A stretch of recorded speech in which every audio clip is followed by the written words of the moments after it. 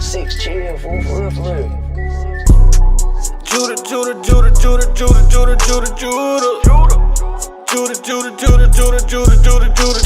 The scepter will never leave Judah. The scepter will never leave Judah. The scepter will never leave Judah. I'm Judah. Christ sprang out of Judah. King David was Judah. King Asa was Judah. Don't crowd me up, who gon' rouse me up? Alistair Crowley, your time is up. It's a big mess, I gotta clean it up. Esau, the end of my kingdom's up. On the eagle's neck, I'll press. I woke up from my rest. I woke up from my arrest. My rulership is up next. No vex. Judah.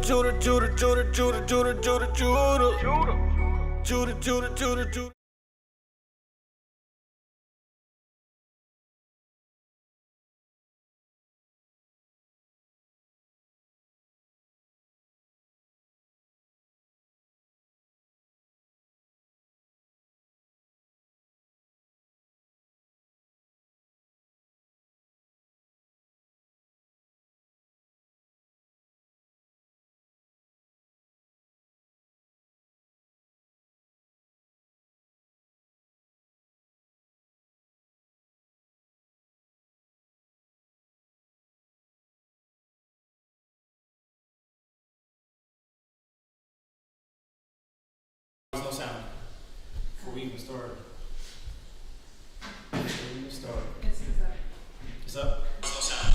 All right, there it is. The sound is here. So, again, thank you for tuning in. Shabbat Shalom for everybody. We are here out of 2610 Granby Street. All right, so if you're here, we have class from 7 p.m. until 9 p.m. If you're in the area, go ahead and come on by. Send out the link for family members so we can get them involved as well. Get this truth out. We have sister schools. One in Houston, Texas. The address should be up there. Their times as well as from 7 p.m. until 9 p.m. Monday, Wednesday. Then on Friday it is from 6 p.m. until 8 a.m. All right. So with that, you can still go to Houston's class even though they're not airing. All right. So the sound is good to go. We also have a school in San Antonio. All right. We got brothers and sisters that's been out there diligently pushing this truth for over 25 years. All right, so you can check out their channel as well, ISBHBK San Antonio. You can get a full-fledged worth of classes during the week. So go ahead and lock in, subscribe. We're almost there. We got 945, so we got 2 more subscribers that subscribe. So definitely subscribe. We're trying to get to 1,000 so that we can go ahead and go live. All right, hopefully the feed today is going to be on points. Other ways that you can actually watch us, hear us. We have Priest Mashaba from San Antonio with his Blog Talk Radio. You can find that on blogtalkradio.com/Mashaba. This is going to be every Tuesday and Thursday at 7 p.m. All right, so the brothers are doing a diligent job for many years. Check it out. A lot of good classes, a lot of good teachers on there.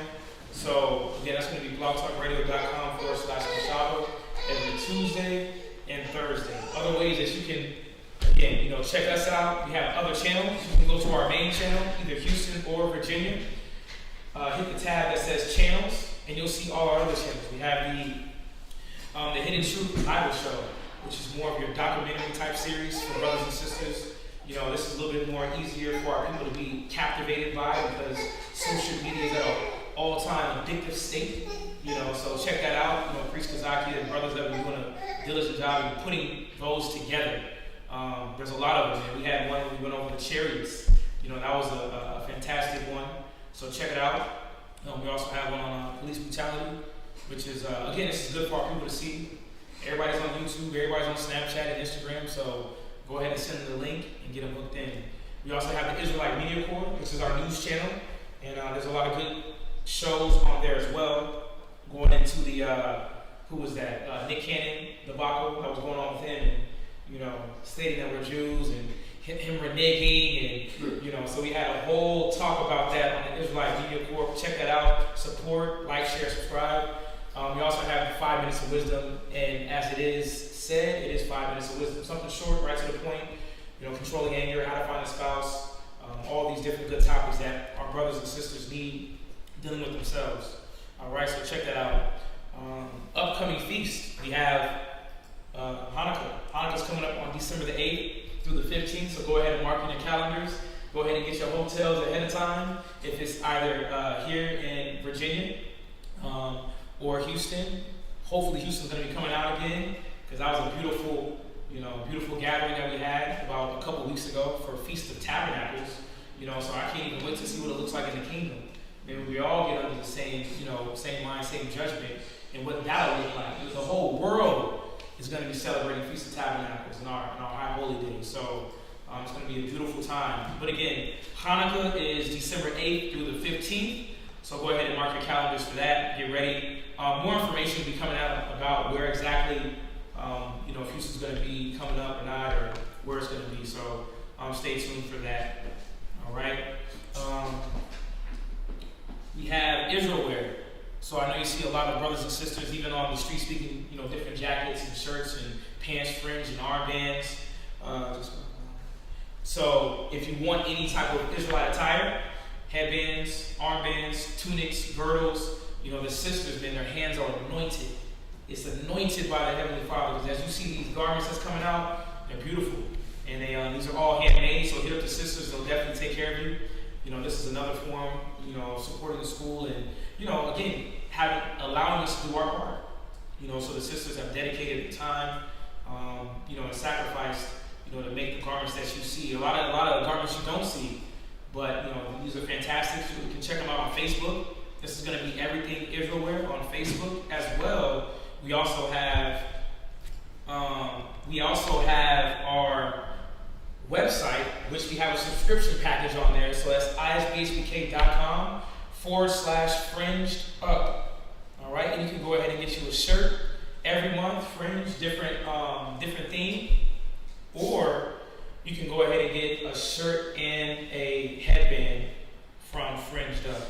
All right, and again, that's going to be at isbhpk.com/fringed up. Hebrew Academy. Hebrew Academy has been booming. A lot of brothers have been coming through, which is good. Brothers want to dedicate their time and learning how to be a priest the proper way. This is necessary for our brothers wanting to come in instead of a bishop. So, Hebrew Academy is just for that. Here in Houston, we do Hebrew Academy every Wednesday, which is going to be from 7 p.m. until 9 p.m. We have a course when it comes to Hebrew Academy, so, we ask brothers to be consistent when coming. Be consistent when coming to Hebrew Academy, because this is needed. All right. Houston does class every Tuesday and every Thursday. All right. So if you want to go ahead and join that, brothers, hit us up, and we'll definitely let you know exactly how to get on if you're in a different state, or if you're in the area, how to get locked in with that. All right. So that's going to be Hebrew Academy. All right. We do have brothers that are different states. We got a brother in a different country. So Hebrew Academy is needed for all the brothers that's coming in and teaching the right way. All right. So if you have any questions, any concerns to Priest Kazaki, his number is there. We also have Priest Patazat. We have Priest Patazat there as well for any concerns, comments, or questions. All right. We ask if it's during class, please text only. You can also text in the live chat. All right, so you can text in the live chat. All right, and also we have our business suite ambiance. These are kind of the normal announcements, but we have suite ambiance. We had a lot of people hitting us up about, the upcoming season Hanukkah. If you want, frankincense and myrrh, all these different fragrances, hit us up. We'll definitely take care of that. All right, and any donations, hit us up. As we see, there's a Wells Fargo, and other ways you want to support. So with that, we're going to go ahead and open up with questions. For any brothers or sisters, I know yesterday the stream was a little rough, so we're going to go ahead and open it up for brothers and sisters with questions. So, do we have any questions in-house? As well as online. All right. Any questions? Yes, sir. Right. Right to the back. So This is pretty basic, but If you can talk a little bit louder so everybody can mind you. this is pretty basic. In Second Esdras, what is it, 15 and 39, when I read through the chapter, it talks about the star. Actually, in verse 40, it says, "The great and mighty clouds shall be lifted up, full of wrath, and the star that they should make all the earth afraid."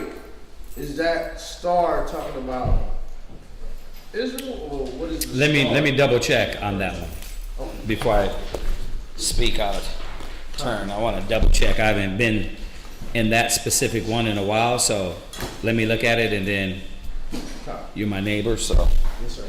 Neighbor. I'll walk right over to you and let you know. Yes, sir. Huh?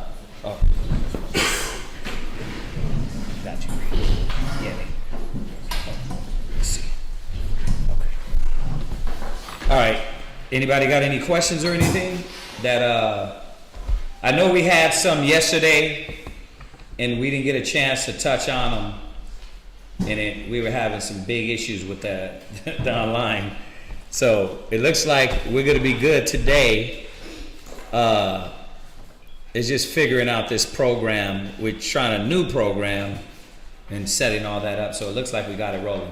So whoever's questions we didn't answer yesterday, throw them in there real quick to see if we can go ahead and get through those questions.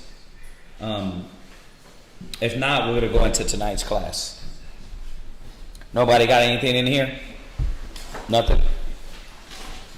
I had one last night about regeneration. Yeah. You had one?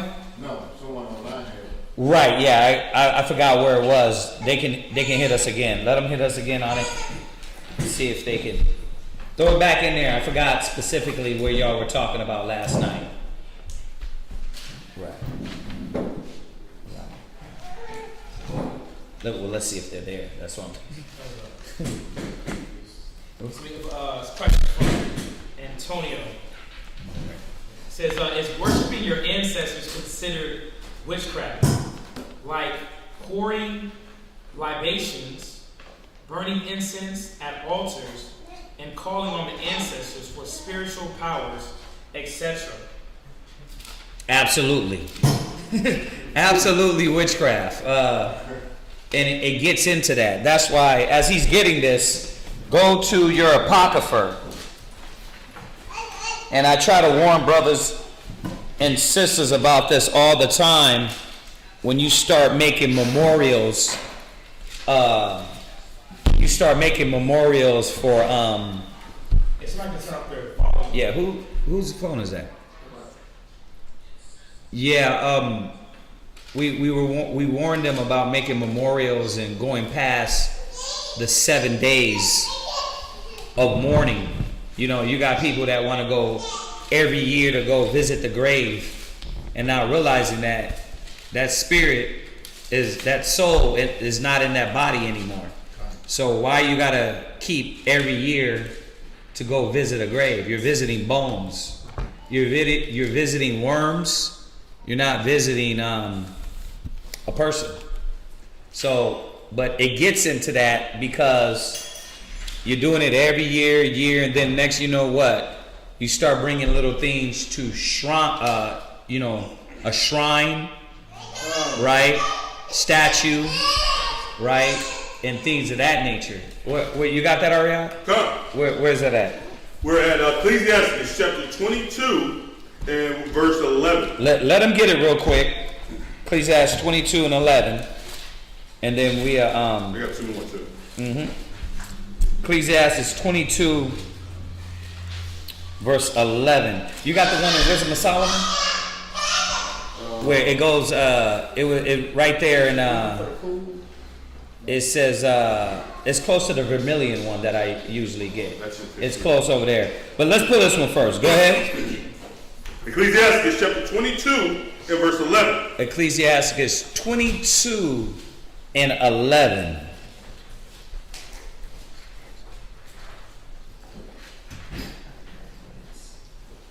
Y'all got it? Go ahead. Weep for the dead, for he has lost the light. And weep for the fool, for he wanted understanding. Right. Go ahead. Make little weeping for the dead. Make little weeping for the dead. Why? Because they're gone. They're with the Most High. Even Paul said it best, for me to live is Christ and to die is gain. You would ask, well, where's the gain? You're with the Most High. You are with the Most High. Obviously, he can say that more being a righteous man, but the gain would be with the Most High. So you're no longer having to deal with these things here on earth. So it's you weep for the dead, but most of all, weep for the fool, right? We put this one at a few funerals to remind brothers and sisters, like, the man in that coffin is gone, but the man around you that's still a fool is still here. Weep for them. You need to be praying for them. Go ahead. For he is at rest. He is what? At rest. Right. You'll hear that word used a lot when pertaining to death in the Bible. He's sleeping or he's at rest. Go ahead. But the life of the fool is worse than death. Right. The life of the fool is worse than death. Where are we at for everybody that just came in? Ecclesiasticus chapter 22, starting verse 12 now. Ecclesiastes 22 and 12. Go ahead. 7 days do men mourn. How many days? 7 days. 3 years? 7 days. A year after year? 7 days. Right, 7 days. So you don't. Why is this important? Because you start going to the grave year after year, and what did he say? Like pouring out libations, burning incense, and that's what they do. They want to, every year you start making a memorial, and that's what it's in that Wisdom of Solomon 15. You start making a memorial to this individual, and it's now you're worshiping them. So it becomes a what? A custom. Mm-hmm. We're going to go into that. It becomes a custom. Year after year, you want to worship what? The different presidents, right? Or one that's been dead. So you got to watch this, man. It gets into idol worship. It gets into man worship, worshiping the dead, right? And a lot of brothers and sisters that are into this new age witchcraft, or what they like to call it. They like to call it spiritualism, but it's really witchcraft. They call it spiritual. I'm spiritual. Then why you got to deal with rocks? The spirit, rock is carnal. It's the most basic carnal thing you can do. Pick up a rock, right? So why you got to do with anything with stones, right? With incense. Why? Because you're trying to tap into the spiritual, the carnal way. It don't work like that. You don't need all those things to be in the spirit, right? Go ahead. 7 days do men mourn, right, for him that is dead, right, but for a fool and for an ungodly man, right, all the days of his life. Right. So there you go. Y'all get it, right? You know, you have a loved one that died. Mourn, cry, do your due diligence to show forth that you are compassionate, you are merciful, but at the same time, 7 days is good. It's a complete number of days. After that, you're going to probably hurt. It's not saying you can't hurt, but why are you going to keep crying and beating yourself up? You have to understand the process that the Most High puts us all through, which is death, right? And I'm not going to go into a death class, but this is where these things begin. Go to Wisdom of Solomon 15, and you got another one with the 7 days? Okay, do that one real quick. Ecclesiasticus chapter 38 and verse 23. Right, so the first scripture was Ecclesiasticus what? Ecclesiasticus chapter 22, verse 11 and verse 12. Right, now you're going to what? Ecclesiasticus chapter 38 and verse 23. Go ahead. There's one in 16 as well. Yeah, go ahead. Which one? You can start at 16. Okay, 16. My son, let tears fall down over the dead. Right. and begin to lament, Right? as if thou hast suffered great harm thyself. Right, because it's your loved one. It's somebody close to you. You're gonna cry. You're gonna mourn. Cry. That's not wrong, right? Go ahead. And then cover his body according to the custom, Right, and neglect not his burial. right. You see that the Most High was really when you go into Tobit. Those were one of the things that he was telling his son was bury the dead. The Most High, you see the Muslims, they do that a lot, right? When Esau blows up a city, you see all the women come out and those dead bodies, wrap them up, pick them up, they will bury them. So, they follow that custom a lot. Remember, we've been Americanized, so we can care less. And this is something that the Most High is really serious about. Burying the dead, visiting the widow, taking care of the fatherless, the widows, right? Go ahead. Verse 23. Go ahead. When the dead is at rest, let his remembrance rest. Read it again. When the dead is at rest, let his remembrance rest. You see that? You see that? So this is why it gets into the witchery, because you don't want to let his remembrance rest. You don't want to give him the 7 days and let him be with the Most High. What you want to do is create a continual memorial. We're going to touch on that next. Go ahead. And be comforted for him when his spirit is departed from him. Right. That was it. Right. Now jump over to Wisdom of Solomon 15. And you're going to start at verse 14. Come. Oh, I'm sorry. Wisdom of Solomon 14, excuse me. In verse 12. Wisdom of Solomon, chapter 14 and verse 12. For the dividing of idols was the beginning of spiritual fornication. Right. So y'all see that, right? Huh? The devising of idols. So when they get into this burning of the incense on altars, Calling on ancestors. calling on ancestors. For spiritual powers. Right. For spiritual powers. This is not what we're supposed to be doing. Like, your ancestors are serving up there now. They ain't got no power to do anything that the Most High don't order them to do. All the souls up there follow the orders of the Most High. You once again, once again, y'all gotta, when y'all come in, mute your phones, make sure they unmute so they won't interrupt. So read it again. For the devising of idols was the beginning of spiritual fornication. Right, it's the beginning of spiritual fornication. Go ahead. And the invention of them, the corruption of life. Right, the corruption of life. And that's what we got going on here now in this day and age. We're gonna do a real good class. We got to hit on this new age, this new age so-called spiritualism, this Oshun. We're gonna be touching on that.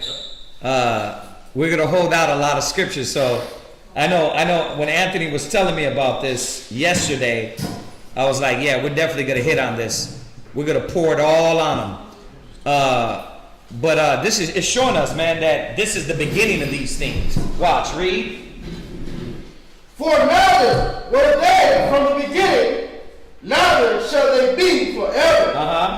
For by the vain glory of men they entered into the world, and therefore shall they come shortly to an end. Read. For a father afflicted with untimely mourning. Right. So how do these idols come about? Read it again. For a father afflicted with untimely mourning. That's what it's telling you. It's telling you how this idolatry and worshiping of idols start. A father, somebody falls into sickness, somebody gets ill, right? And you can't let it go, so you immortalize them. Yeah, but you go ahead and, a lot of our people, like he said, the altar, you get a little fragrance that he used to wear, so now you smell it, it reminds you of him. You get a piece of his clothing. Oh man, he used to love that jersey. Now you put it up, you get a little wood case. You got that. You got his favorite soda. Right. And they'll put it right there on the altar. Yeah. But that's what our people do. They start adding things, and what do they do to it? Every time they go past it, Yep. bless you, son. Right. Watch over me, son. Right. Then you come with the incense. Oh yeah. All right. That's what they deal with a lot in Buddhism. Right. They deal with a lot of that in there. The big fat chubby. When you go into Chinese spots, they have the incense there, and they got the big fat Chinese man. That's Buddha, right? They worship that. Right? Then Hare Krishna is the one with all the arms, right? They worship that. So these are all idols that we don't supposed to worship, and especially for the dead. Go ahead.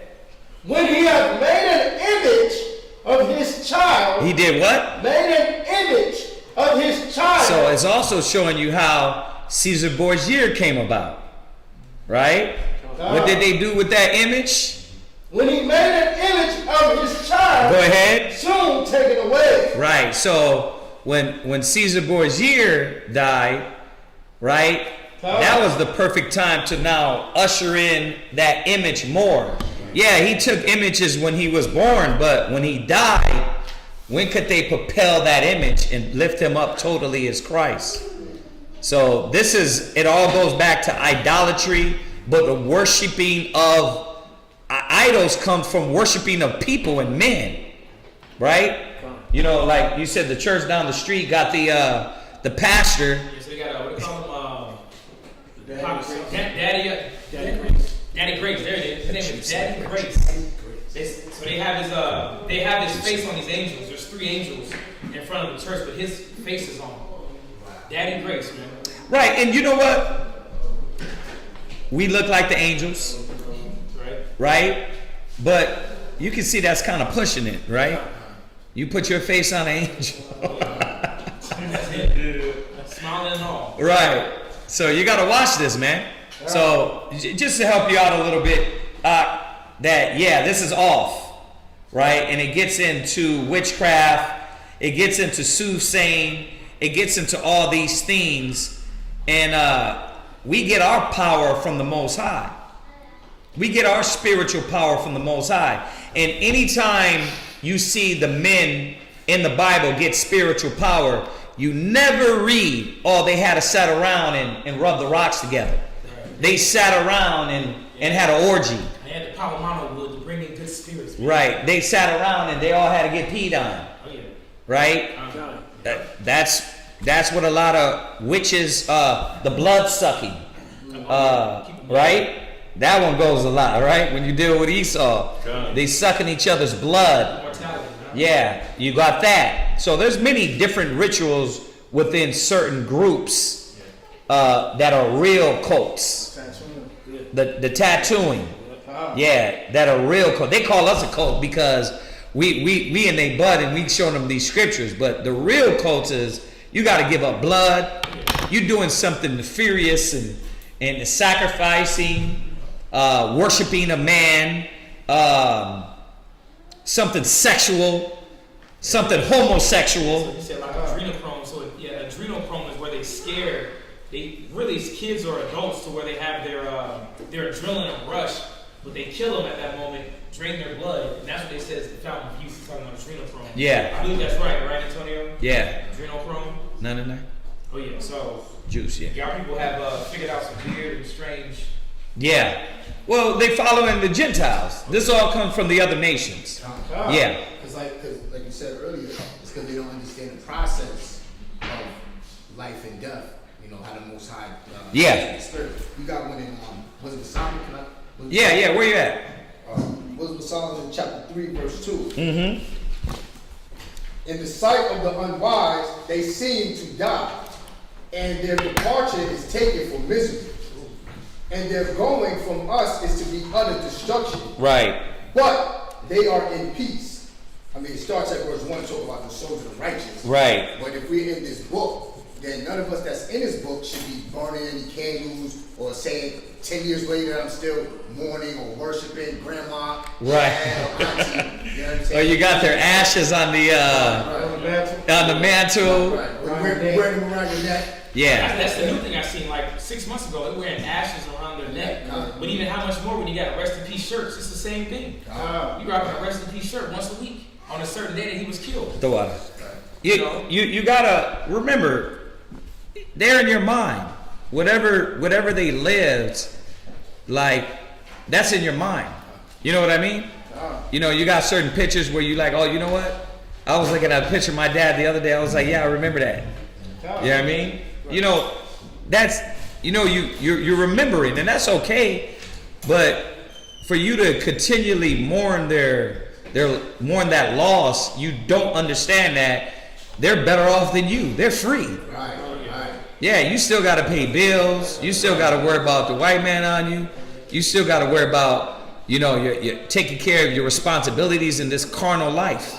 So you're right. Good scripture. Yeah. Oh, I had 1, 2, 3, 7. Mm-hmm. That was I got one in Ecclesiastes in the Bible, 9 and 5. It says, "For the living know that they shall die, but the dead know not anything. Neither have they any more a reward." Right. Now, very important to understand when that's Job? That's where we at? Ecclesiastes. Okay, it's very important to understand that he's talking about in the concept of the body itself. Because you see that a lot with Job too, right? And that's where a lot of cats get mixed up to where life after death, because how it's written. Right. But there's many other scriptures that show us we go back to the Most High. So it's just saying that the body, when it dies, there's no more functions of this. Yeah, but the spirit goes to the Most High. So he's speaking in that context. So don't be confused with that. Remember, we know there's life after death. We know you're still, I'll put it like this. When you go to sleep, everything, your body falls asleep, but what never falls asleep? Your spirit, your mind. That's why you can dream of whole new worlds and whole new things, and you can have nightmares, right? And think you're in a nightmare because your spirit never sleeps. So imagine just never waking up. Imagine dying like that. Your mind doesn't just shut off, right? Your spirit goes back to the Most High. Your conscience is always alive, right?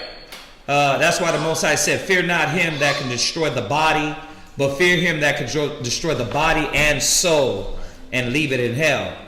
All right, jump back. Let's finish this real quick. Verse 15. Wisdom of Solomon, chapter 14, verse 15. Yeah. "For a father afflicted with untimely mourning, when he hath made an image of his child, soon taken away. Right. Now honored him as a god." They do what? Honored him as a god. So you see why? Take the 7 days, mourn, but don't all of a sudden set up a shrine, set up incense, set up balloons, and then worship this individual. Right? Then you start talking about what? Oh, he ain't dead. Pac ain't dead. Pac ain't dead. Elvis ain't dead.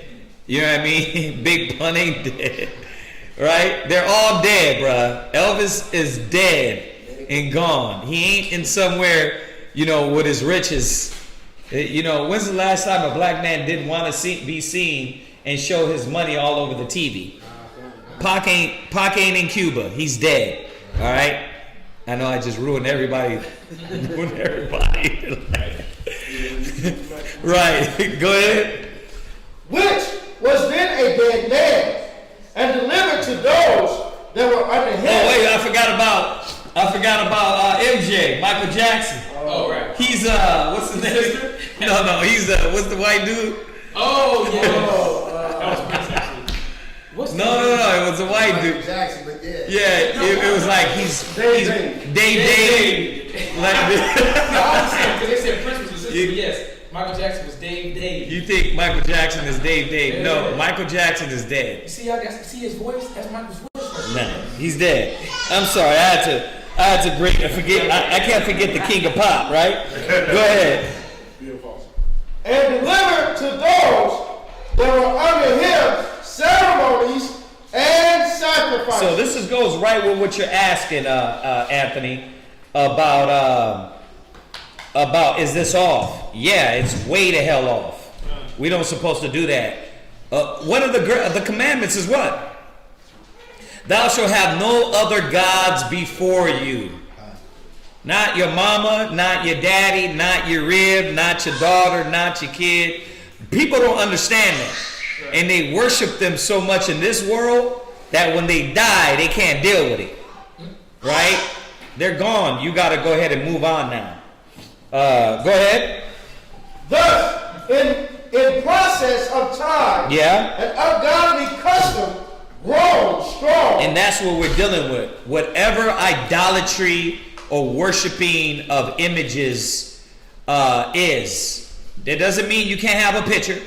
It doesn't mean you can't have a something, oh yeah, that was my dad's or that was my mom's. There's nothing wrong with that, but when you start bowing down and kissing it and praying to it and then crying to it, you know, by yourself, and that's when it's wrong, right? You start to worship these things. Go ahead. Was kept as a law. Right. Now, you see that? And that's what they did back in the ancient days. So you got the Greeks, you got the Romans coming into power. And it tells you in there, it tells you in the book, it tells you that what they did is they lift up a lot of these Greeks and Romans to be gods after they died. So this is where Neptune and Venus comes from, Mars, Saturn. It comes from the worship of Greek theology, Roman theology. The Roman Empire and the Edomite. This is a good one right here. It goes. Y'all read that one? You just got this one? The Roman Empire and the Edomite. But it tells you in here that where these planets come from. But most of them come from them raising these men that were dead up. Yeah, I have to find it.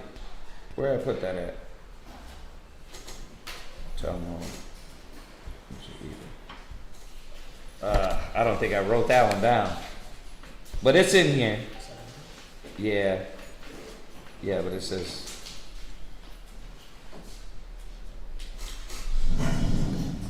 Nah, that's not it. Hebrew.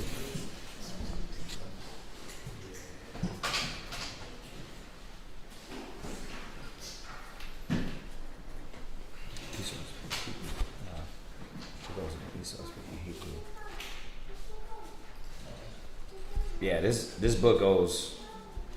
This book, it shows you in here that Esau spoke Hebrew. It shows you in here that the Edomites were Romans. Right. So it shows you that. But it also shows you that where these different planets came from. I thought I had it in here, yet Yeshaya won't let me forget it, and I forgot it. Yeah, he pulls from this one too. But it's in here, man. I just gotta find it. Yeah. So, but yeah, that's where all these things come from. It comes from worshiping these other dead men that are gone. So hopefully that helps, huh? Yeah. Oh yeah. I got jumped in. Let me get Judges. Judges 10 and 14. That's crazy. Judges chapter 10 and verse 14, because you know a lot of our people get into this worship, but the question is, what has it done for you lately? You know, what has burning incense to your grandma done for you? Has she came and talked to you, man? You know what I'm saying? Has she cooked a meal for you? Has she taken you out of danger and harm? Has she rescued you? And that's why the Most High, the Scripture says, He's a jealous God. But our people want to do what? Run after everything else that the Gentiles sold us. Go ahead, where you at? Judges chapter 10 and verse 14. Go and cry unto the gods which he hath chosen. See, that's why the Most High say, go and cry to them then. Since you don't want to cry to your Creator, your real comforter, go ahead and cry to all those things that you exalt more than me. Because I'm tired of hearing your little boo-hoo cry to these old fake images, things that'll fade away, that'll rust away, that fades with the wind. He said, go cry to those guys. Go ahead. Let them deliver you. Yeah, let them help you. Huh? Oh, you got your little pistol, your money. Let that deliver you then, homie. Since you look at that more than you look at me. And that's why Israel, us, we did the way we had to, man. Because we were continually not looking to the Most High as our strength. The only time we started looking to him was what happened? All hell broke loose. We was getting beat down. The Most High wasn't there for us. He didn't protect us. Oh, Lord. Oh, God. Oh, now you want to call on his name.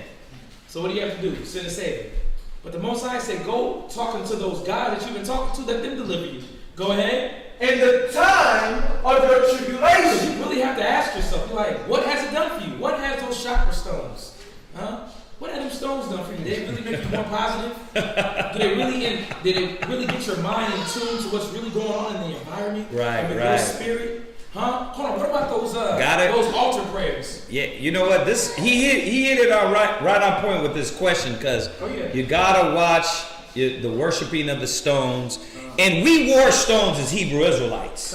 When you go to Revelations, it says it goes through the list of the stones, and it refers to them as the tribes. So there's nothing wrong with wearing stones. There's nothing wrong with having pictures in your house. There's nothing wrong with the Nike sign on your shoe unless you worship it as gods. Remember that, because you got a lot of brothers misinformed, young, thinking like, oh, brother, that's an idol. No. You look at it because you might worship it as an idol, but I don't. You know, it's very important to separate the two. Whatever images we had around the sanctuary, the temple, the angels, the lions, all the gold, we did not worship them and bow down to them. So you got to separate those two. Yeah. So very good one. Like I said, the brother Antonio asked this question, so we wanted to touch on that. Those crosses people wear around their neck too. Once again, they bow to those crosses. So let's be clear about that. Oh, you know what? I don't bow to the cross. Yeah, you do. Let's be clear that the cross is not something they wear. They put that in place to say that cross is Christ. So they do bow down to that. So they bow down to that image and worship. Go there real quick. Romans 1. Real quick. You even see them, they'll even kiss it. Yeah, they even kiss the cross. Yeah. Why are you kissing it? Why are you doing the sign of the cross, right? Why are you doing that? And we all know where the cross comes from, right? Who said come? Where it come from? Stand up, talk loud, please, so they can hear you out loud. Goes back to a Babylonian custom with the Talmuds. Okay, you can go back there with the Talmuds. Yeah, you took it all the way back. I thought you were just going to bring it up to the Roman Empire. Yeah, into the Roman Empire. Roman Empire, what else? Does it go back to the heave? Oh, sorry. The wave offering? The wave offering? Yeah. No. It goes back to idol worship, but it also, remember, they were killing us on the cross.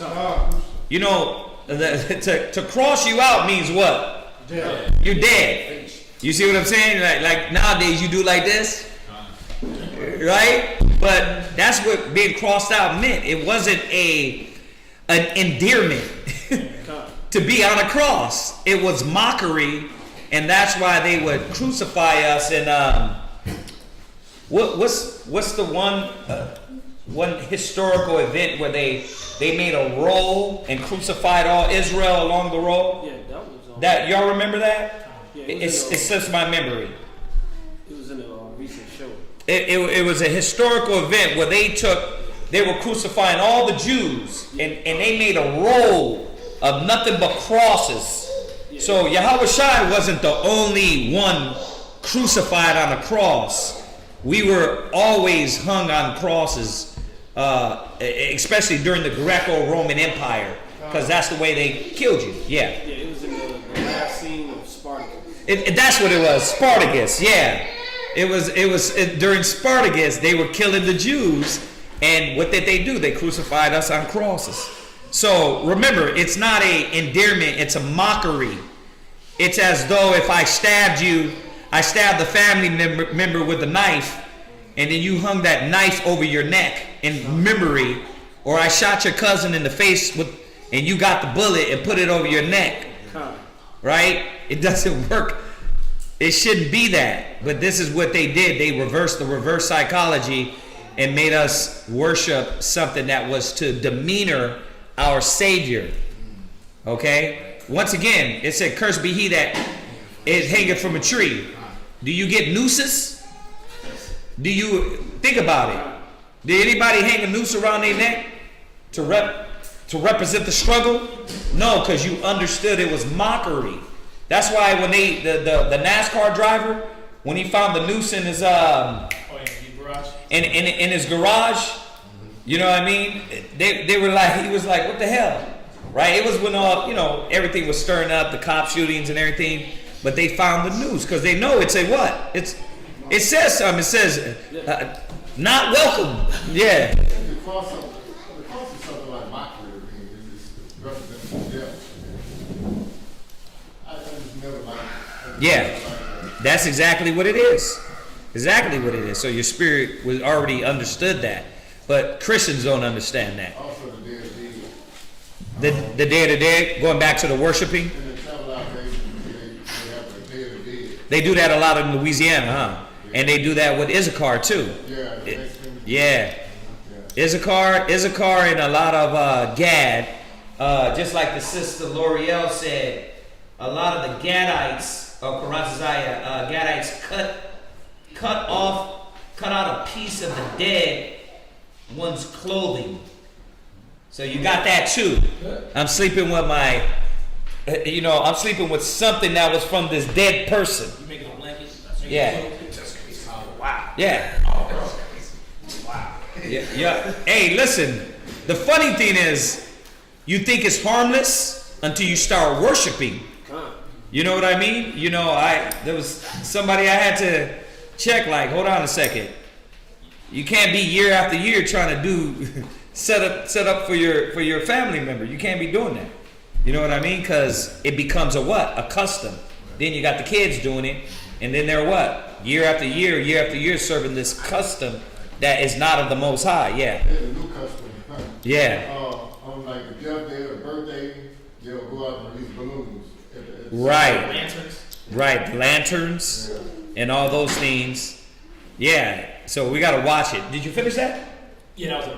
Okay. All right. So do we got another? You want the one in Romans? Oh, Romans. Right. 25? Yeah. Romans 1:25. Romans 1:25. Yeah. Who changed the truth of God into a lie? Yeah. And worship and serve the creature more than the creator. Right. So there you go. That's one of the biggest problems, that you start worshiping the creature. Who's the creature? You, me. We're man. It's not talking about animals. When you go into the Bible refers to humans as what? Living creatures, right? So it's talking about us, and that too, because it was definitely animals, but in this context, it's talking about us. You start worshiping men, you start worshiping the dead, right? And of course, they were doing the bulls and the Baal Peor and what's the bull they? Molech. Yeah, was it? Moloch is the owl. Which one's that? Moloch. I have to double check on that. I'm not sure, but I know we had Israel was dealing with the bull, right? Israel was doing everything. You know what I mean? Look what happens when the Issachar, the Aztecs, the Mayans, the Incas, what were they doing? Blood sacrifices, child sacrifices. So it gets into all that, yeah. So the road, it was in Romans, in the Roman country, it was Right. 6,000 people that were along a 120-mile stretch of roads. Right. So every 100 feet. It wasn't people, it was Israelites. But that's what it says. It said between Rome and Capua. Yeah. So 120 miles of just every. So basically. Dead Israelites. Yeah, dead Israelites. That's when the Roman Empire came in, and I think the the name was called. Carisis Apina. I can't say that. I'm saying it wrong. Yeah, what it was is that we were uprising, but it didn't work out. Yeah, it was Crasius and Apatine. That was the major street that it was named after. And what did they do to make an example out of us? They hung us. They hung us from a tree, Yeah. right? Yeah, the tree carved into a cross. Remember that, because that's another one that, I don't know, people can't gather. Like, it's not all that complicated. It's wood from a tree that was carved into a cross. It's like, it's easy. All right, we're done with that. We're done with that, because we keep going and going and going and going and going. We can keep edifying on that all night. Do we have anything else? I know there was a few from last night. Yeah, she said, Shalom family. My question was Hebrews chapter 9 and verse 27 in relation to regeneration. Hebrews 9 and 27, let's go there. And I touched on this. If you go over the class, I touched on this specifically because that's one that people don't understand what Paul's talking about, what Job's talking. Not only Paul, Job said it, and as we just read, Solomon said it. See, a lot of people read those scriptures and think, well, there's no life after death. And you're not understanding the context the Bible's talking in. So, and I'm going to say this. We're not going to go over the whole regeneration class. Hopefully, you got that class, but we're going to edify on the scripture, all right? Go ahead. Hebrews chapter 9 and verse 27. And as it is appointed unto men once to die, but after this the judgment. Right, so why? Because once you die, right, in this lifetime, how many times do you die? Once. It's simple. The scripture is simple. That's all it's saying. Like, once you die, you can't get up right then and there. It don't work like that. But that doesn't negate the process after you die. So that's all this is saying. Remember, to understand the Bible don't contradict itself. So if the Bible tells you that the soul goes to the Most High, and then the Most High goes and calls that again, then the scriptures is not going to contradict. So this context, Shalom, Marwella, get out there and give him the seat. Grab him a seat, Ariah, in the back. One of y'all can grab that seat, brother. Yeah. So this is just talking about the death itself. When you die, you're not gonna die twice here in this life. You know what I mean? Unless the Most High gave you the spiritual power, and like Paul, or to be stoned and come back and not fully lose your life. Other than that, when you die, it's a wrap. So that's all that's being said here. Read it again. And as it is appointed unto men once to die, right? But after this, the judgment. Why? Because what happens when you die? Where does your spirit go? Yeah, it goes to the Most High. You got to stand before the Most High.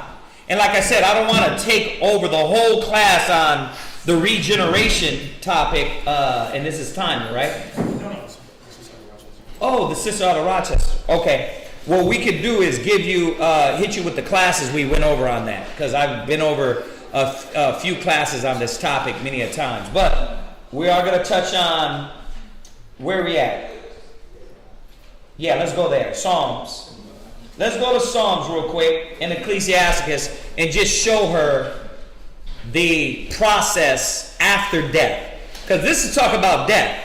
But let's go and show her, according to the Bible, what happens after you die. So we're going to go to two of the major scriptures that kind of just walk you through it. All right, so you're going to go to Psalms 104 and verse 29. Right, and then you're going to go to Ecclesiasticus 12 and verse 7. Right, so we're going to read it like that. Let me get two readers. Ariah. Done. So we can do like the scriptures say, precept upon precept, line upon line, here a little, there a little. So, go ahead and read that. Psalms 104. Hold on one second. Let me get there. Because I got something added to that.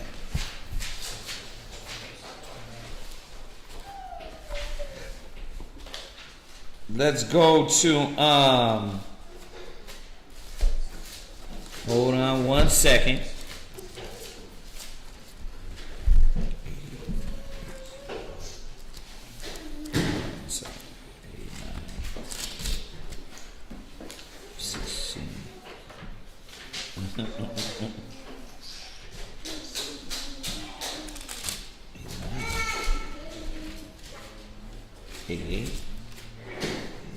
Yeah.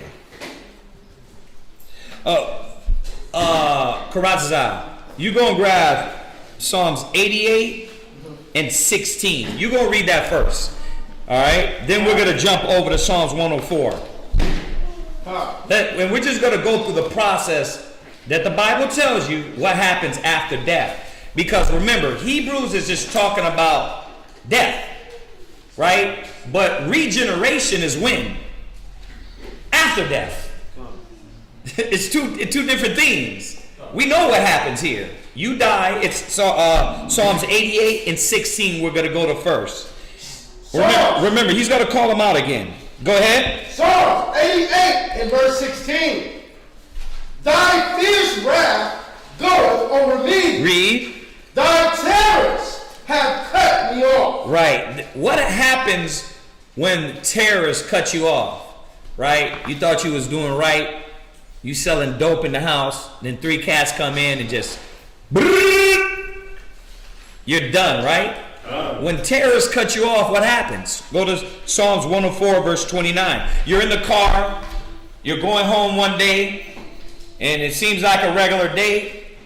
But the driver in the next lane is drunk.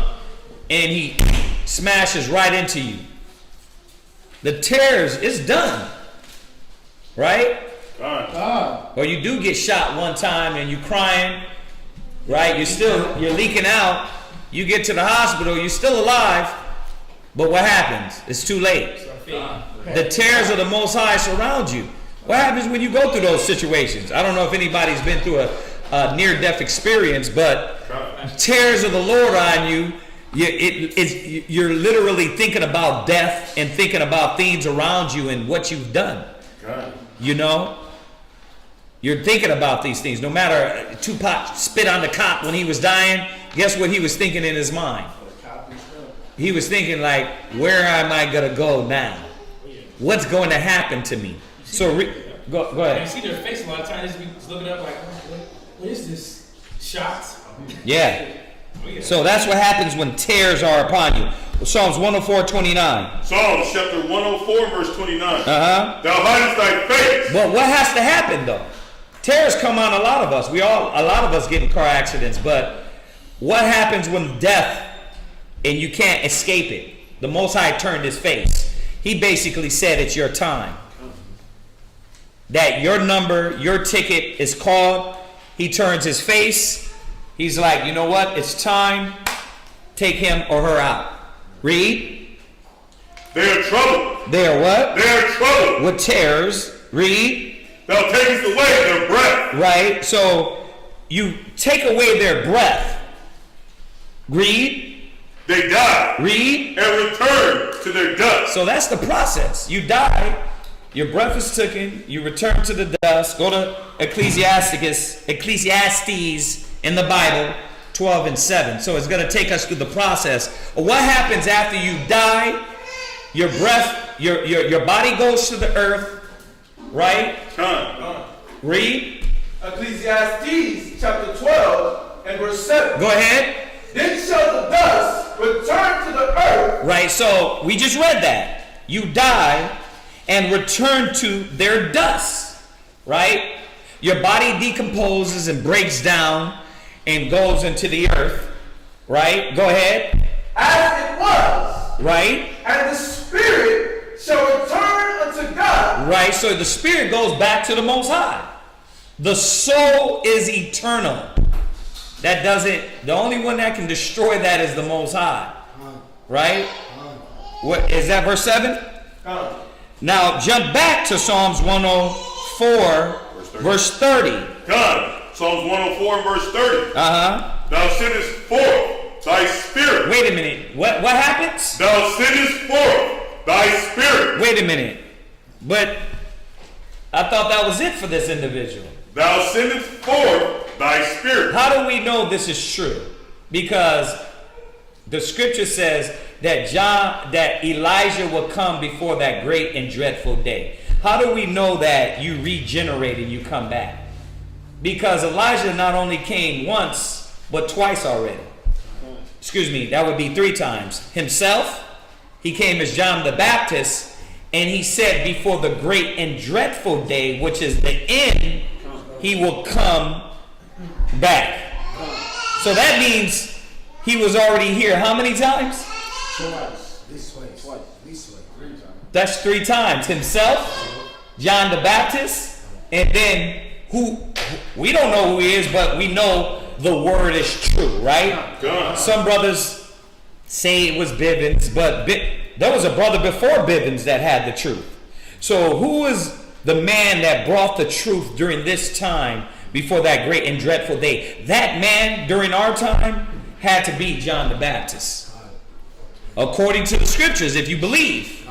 So the point we're talking about is that how many times did he come back already on this earth? 3 times. He was here 3 times already. So the Bible, it doesn't lie. Your spirit goes back to the Most High, right? Go ahead. Thou sendest forth thy spirit. They are created. Read. And thou renewest the face of the earth. Why does it say he reneweth the face of the earth? Why? It's pretty much saying that it says renew the face of the earth, pretty much giving him another body, so renew his spirit to try to correct himself again. Well, you know why the earth is renewed? Because when you come back, you don't remember nothing. Your mind is you're wiped. So it's everything is new to you. You don't remember your past life. You don't remember what who you were in these different generations, right? So that's why it's renewed to you. Go to Ecclesiastes 1 verse 9, and then we're going to jump back. I wanted to show her a few scriptures to show her the process, but then we're going to jump back to show that Job also said in this context of the body. And a lot of times, if you don't read all the scriptures, you won't understand. Why do you think you had Pharisees and Sadducees? What was the one thing Sadducees didn't believe in? Regeneration? They didn't believe in regeneration. They didn't believe in resurrection. They didn't believe in it. Why? Because certain scriptures they didn't understand. So we know Christ understood it because Christ didn't deny it in John the 9th chapter. And we'll go there, but let us touch on this. Go to Ecclesiastes 1 verse 9. Ecclesiastes 1 and verse 9. The thing that hath been is it that which shall be. Now, what did he say that was? Did he say it was the tire, the air, or did he, in context of this sentence, speak in general? In general. So if he spoke in general, what is there a cap on when it comes to this point? Nothing. Nothing. Because he's telling you everything you see has already been. Everything you see has already been. Check it out. Read it again. The thing that hath been, it is that which shall be. Right. Go ahead. And that which is done is that which shall be done. Go ahead. And there is no new thing under the sun. But you're you. He could have said, oh, except for me. He said there's no new thing under the sun. In essence, we know that your body itself is just elements. It comes back. It's the same element from the earth, so you come back. So in essence, he's dropping it here on a whole level. There's nothing new under the sun. Right? We always do that. Well, what about planes? There weren't no planes in 586 BC, but there was a way to fly back then. But look, don't be deceived. The white man didn't come up with all the things that you see nowadays. Now, there might not have been the ideal of the engine in that perspective, but we flew some way. You know what I mean? You know the little things the gliders, that's flying. Right, there you go. The planes in South America with the lift on it. There you go. They had all these things, and a lot of times they don't show you it because they want to say that they own the technology. They're the wisest people. You know, you hear me clown a lot, like when it comes to the teeth brushing, because every time you see ancient, like when you see ancient history, all their teeth is all jacked up. And I said to myself, I said, so wait a minute, only to the Greeks came, we knew how to brush our teeth? Now think about that, how ignorant that is. You built temples that were laser precision, but you didn't know how to brush your teeth. Your roads were more paved than the roads in Europe. When they look at Aztlan, and they looked at Mexico and the Aztecs, they said their roads were better than the roads in Europe. They couldn't believe it when they seen it. And it's just to show that we had a lot of technology. So if you're trying to say to yourself, well, there's a lot of things that's here now that we didn't have. We didn't have TV. TV is just a form of entertainment. That's all that is. So we've had that. You see that? We've had technology. Now, if you really want to get ignorant about it, let's talk about during the time of Adam and how connected they were in the spirit. Some people said it was the time, it was Atlantis. We were connected to on a whole different another level. Now, we don't got that evidence, but we do know that there's nothing new under heaven. So that is including man. All right, go to Ecclesiastes 6 and 10. It's going to tell you right here. Straight to the point. Ecclesiastes 6 and verse 10. Go ahead. That which hath been is named already. So that which has been is named already. That's why he said what? I chose you from the foundation of the earth. You've been named already. Right? And what happens? Your spirit, the spirit of the prophets is subject to the prophets. Your spirit comes right back, and what happens? It comes back and, oh man, I know this. I always bring this out. The scriptures say he will bring all things to your remembrance. Who was he talking about? Who was he talking to when he said that? Huh? That's the spirit. Christ said, I will leave you he said, I'm going to leave you the comforter, right? When I leave. He said the Spirit, the Holy Spirit was going to bring all things back to your remembrance. Who was he talking to? Who was he talking to? Who was he talking to? It's a trick question. Who is he talking to? No, it's more simpler. Who was he talking to? Christ said, you would bring all things back to your remembrance. Who was he talking to when he said that? He was talking to the apostles, right? The disciples. But how could everything come back to their remembrance when they're gone now? Now, how could it come back to our remembrance when we weren't there? So what is coming back to our remembrance?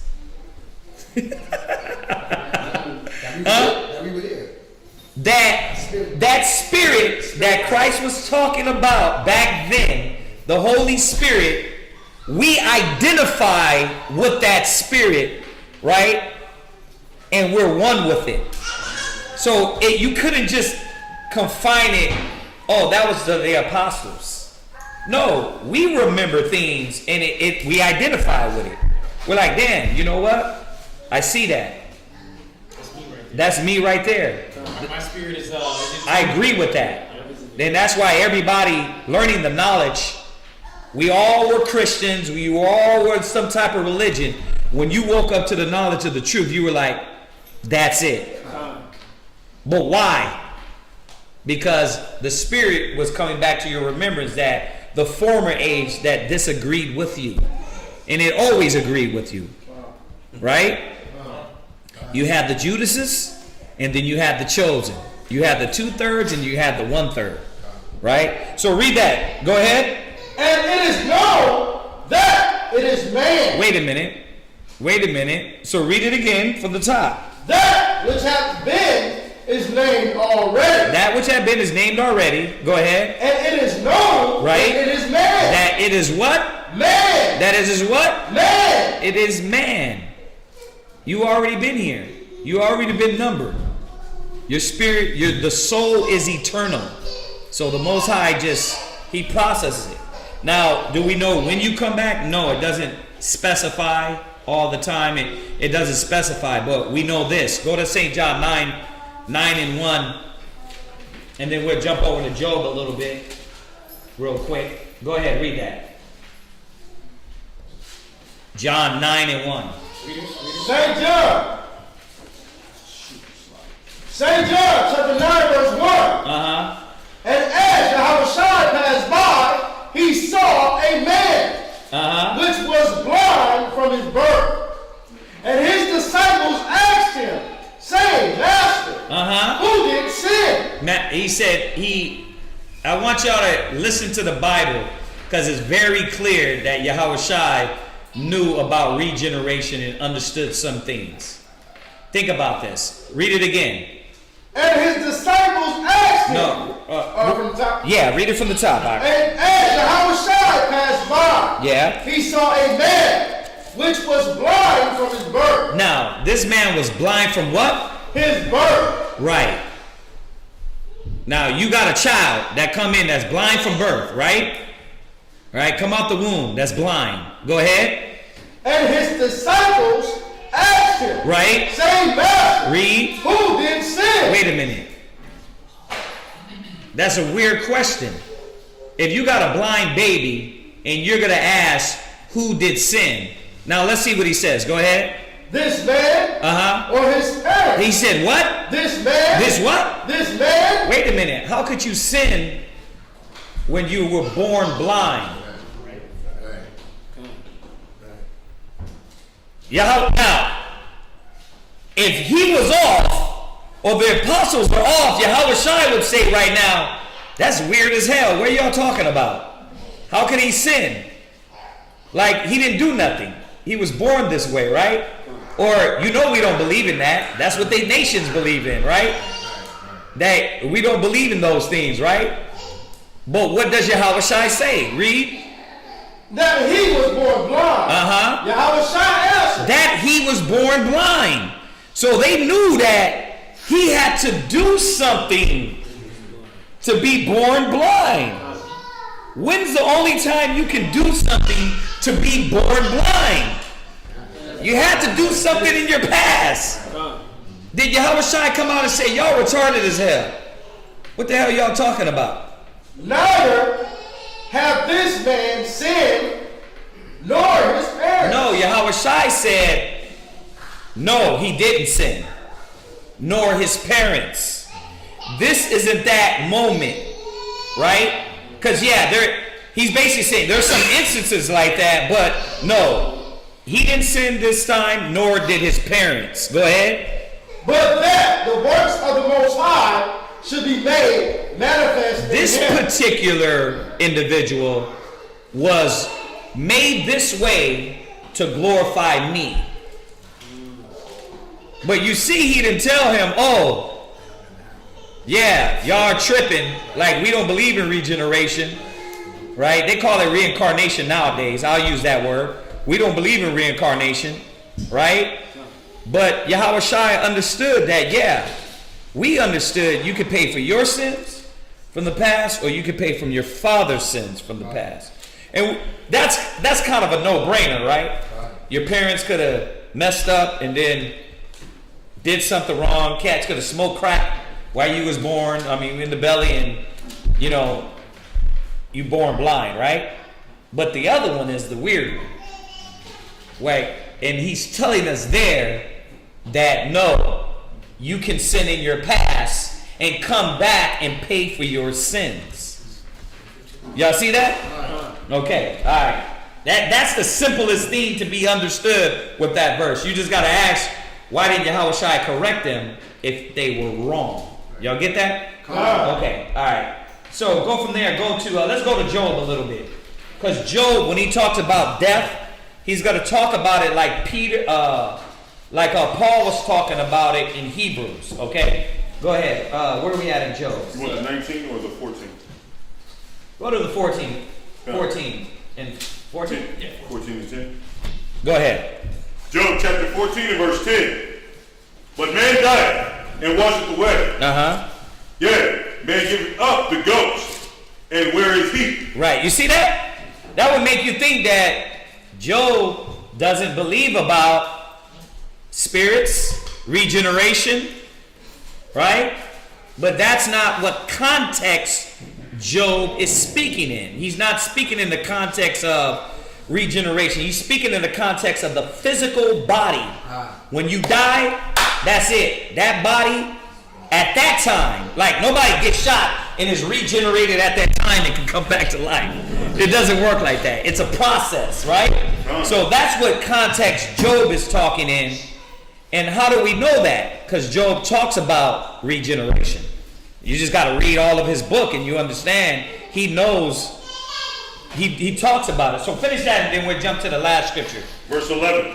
As the waters fell from the seas and the flood decayed and dried up. Right. So that's it on that?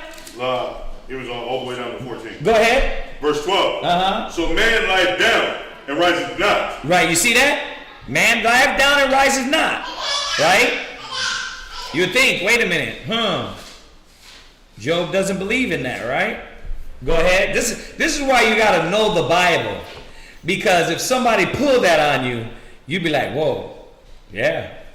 It says what it says, right? But you didn't read further in the book to know that Job came back to understand the context he was talking about in this verse would totally is different from what he was talking about further in the book that was written of him. You understand that? Okay, go ahead. This is Job chapter 14 and verse 12. Go ahead. Take a precept. Till the heavens be no more. Right. They shall not awake. Nor be You see this? To the heavens no more, they shall not awake. Right? Listen to what he's saying. Go ahead. Nor be raised out of their sleep. Nor be what? Raised out of their sleep. That right there is not regeneration. Help me out, y'all. In the last days we're gonna be resurrected is the word. So it would have you think that he didn't even believe about resurrection, because we all know that when Christ come back, what's going to happen? The dead shall rise, right? And they're going to be judged. We know that. That's simple. But according to what Job said, he would have you think. But that's why jump over to Job 19 and what? 25. 26. 19 and verse 26. 25 and 26. Come on. Job chapter 19 and verse 25 and 26. For I know that my Redeemer liveth, and that he shall stand at the latter day upon the earth. Read. And though after my skin, worms destroy this body, yet in my flesh shall I see God. So, what does that mean? That Job was talking about in the latter verses, all he was talking about was just death itself of the body.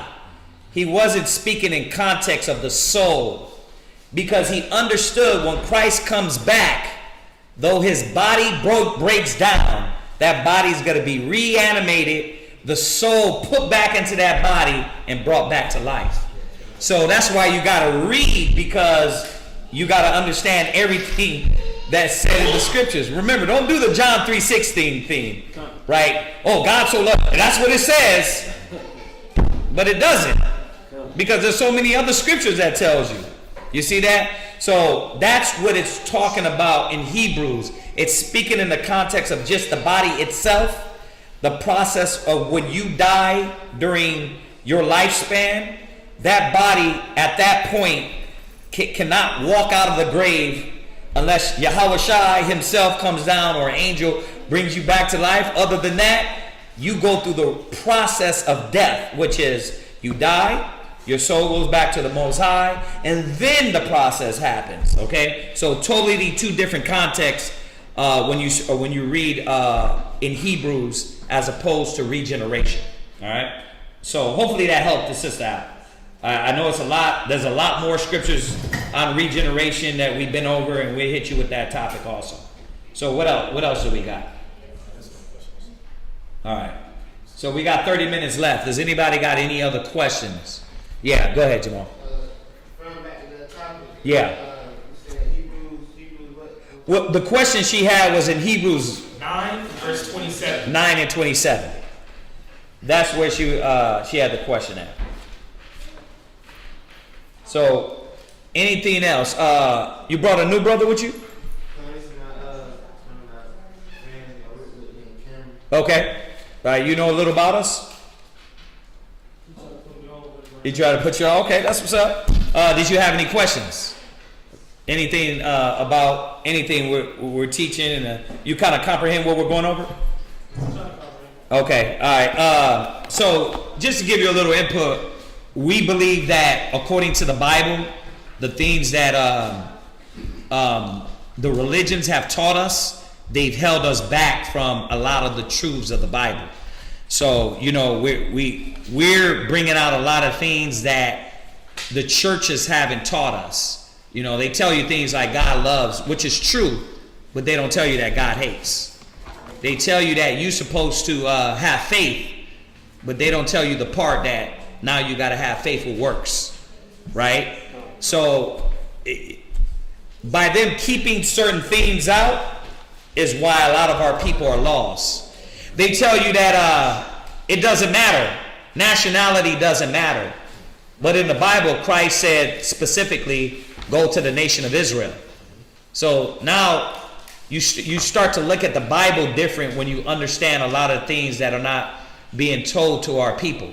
So, you know, that's a lot of what we teach. A lot of things that aren't brought out in the religions and churches. We don't believe, we don't teach we're religion. The Bible's not a religious book.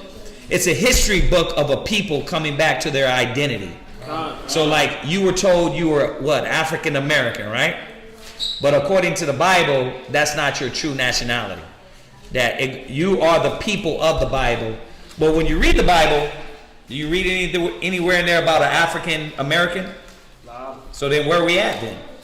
How do we identify ourselves and start to, what's the word?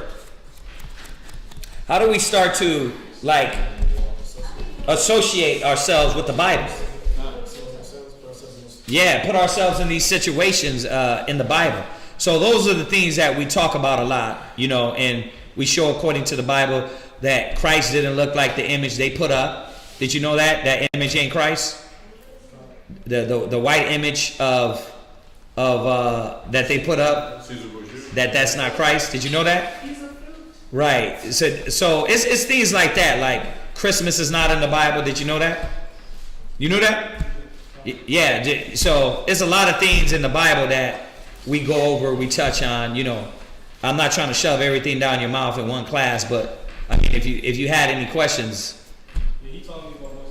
Okay, a lot of the basic things. Okay, yeah. So you didn't have no question. Okay. All right. Well, you know, we open it up for new brothers or for questions. We only got 30 minutes left. I'm not going to go into a whole nother class in 30 minutes, so I'm going to open it up for any other questions y'all got. 2 hours is like that, man. We start on 2 or 3 questions and it'll kill, because our class is about another 2 hours. So we ain't gonna do that to y'all. But do y'all got any questions? Anything on anything? Anything online? We'll wait to see if they got anything online. So, yeah, what did he say here? I read.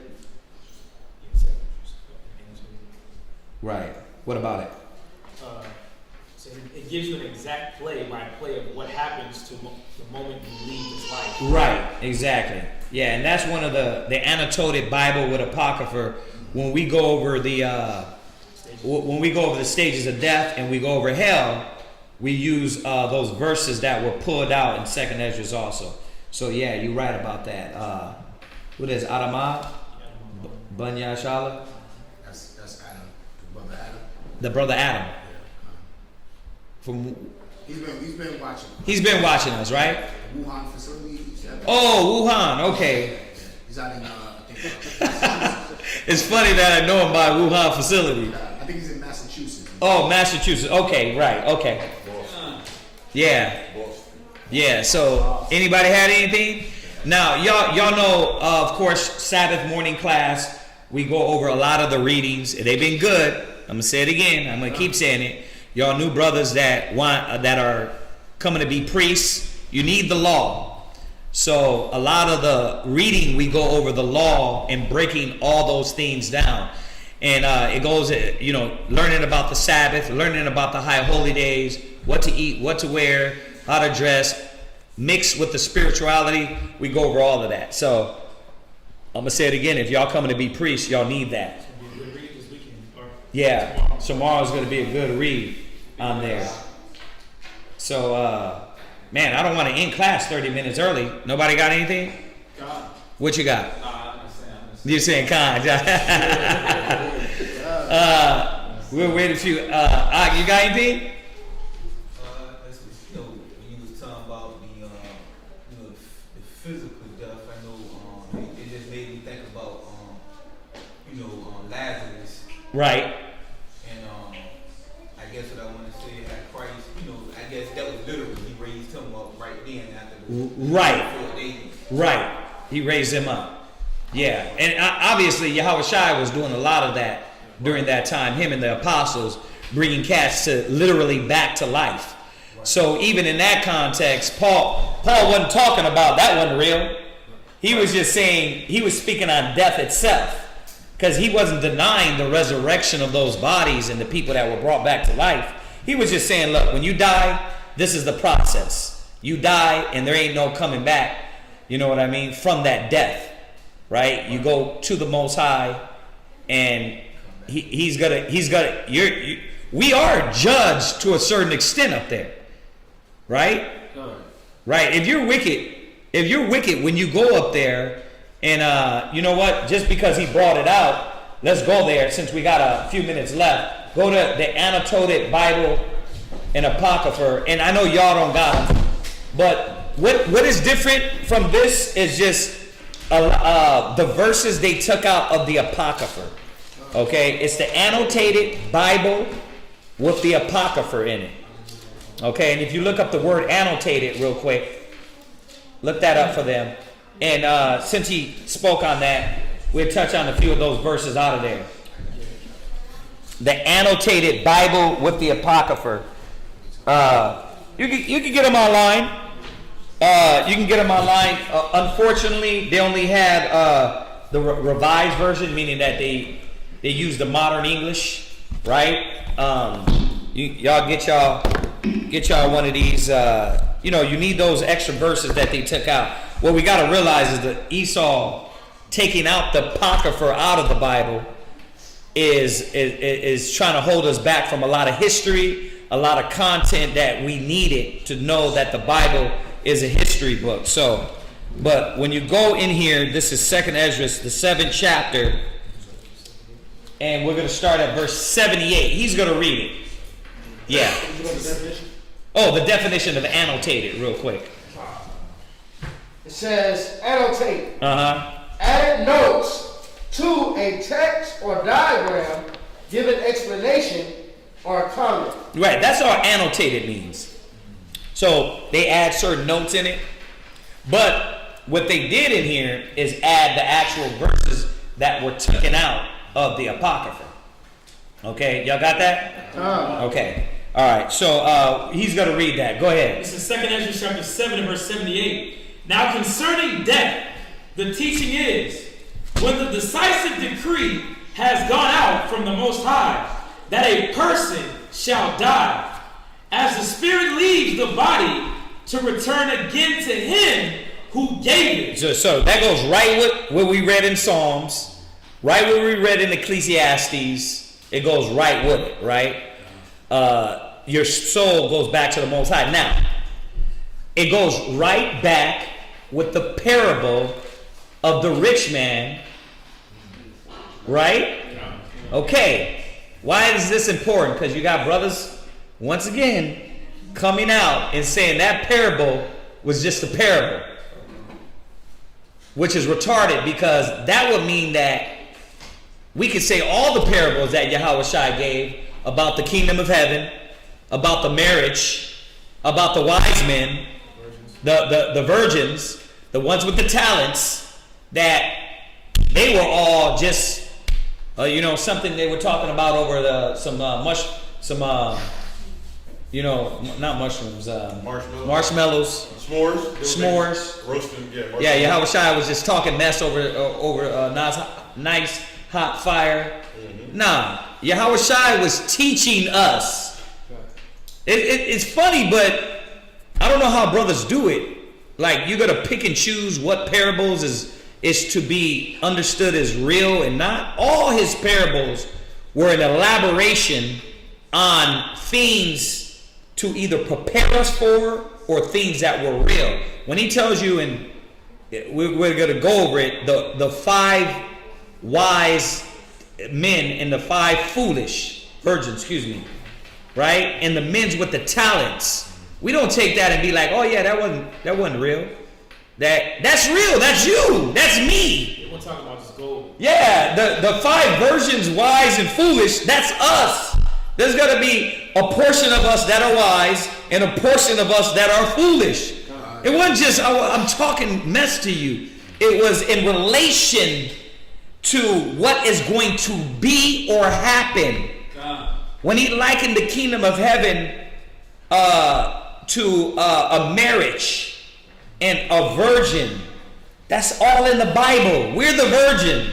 It wasn't just an allegory to throw out the window. It was an allegory to really show us what to prepare ourselves for, being the children of the Most High.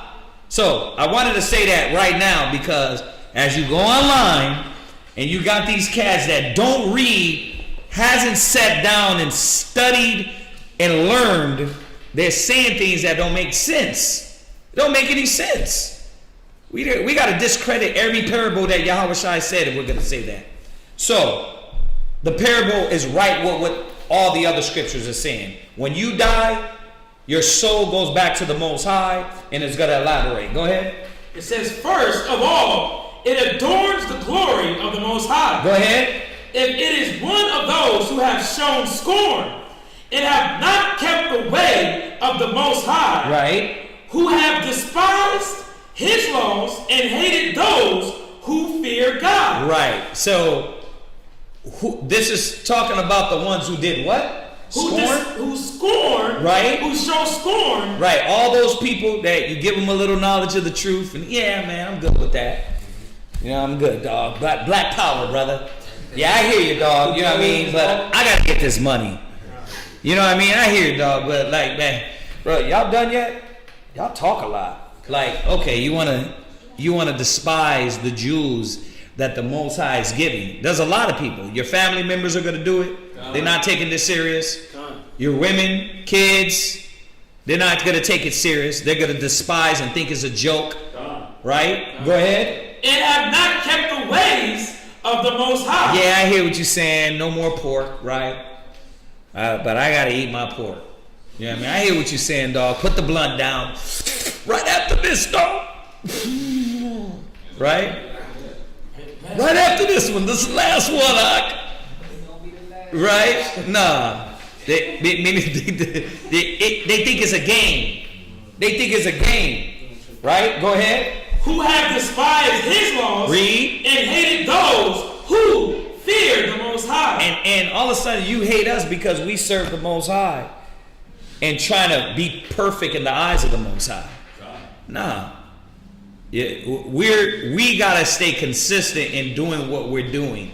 Because trust me, all that's going to flash before your eyes right before your death. If you were to have a heart attack, that's going to be the first thing that comes before your eyes is what? Did I do the things in the spirit of the Most High? And you got to ask yourself, is it better to go all the way out in extreme for the Lord than not go extreme? And then what I mean extreme, let's deal with context. We're not talking about strapping ourselves with bombs and going blowing up. I'm talking about extreme with discipline, control, and guiding our mind. Let's take it back to the blunt. You're trying to tell me that will hold you back from everlasting life? Negro, you deserve to die then. You deserve what you got to get. Like, if you're trying to tell me pork is going to hold you back from the kingdom of heaven. Like, if all things, swine, and not eating a piece of meat is going to hold you back, then what do we deserve? You deserve what you're going to get. You got to think about it. That's why I say this all the time. You know, the so-called white man likes to joke, and the Bible's a fairy tale, and you got these cats, the Bible ain't real, it was written by man. But the funny thing is that I don't take anxiety pills because I believe in the word. Right. I don't live off the blunt and wake up having to live life and walk through reality high as hell, but you do. So I would rather believe in the lie that you're saying it's a lie than believe in your fake reality. That's right. Your fairy tale. Like, I'm saying it's working out for me. You know what I mean? I learned how not to beat my rib, how to not be a drunk, right? How not to be a whoremonger. You know what I mean? To be like, what way would you rather go out? Would you rather go out going extreme in discipline and guiding your life, or say, you know what? Nah, I'd rather take the risk. Let me throw the coin up and say, you know what? It might not be a hell. The Bible might be false. Do you want to take that risk? Some cats are bad as hell. If loving the Lord is wrong, I don't want to be right. Right, exactly. What's up, Art?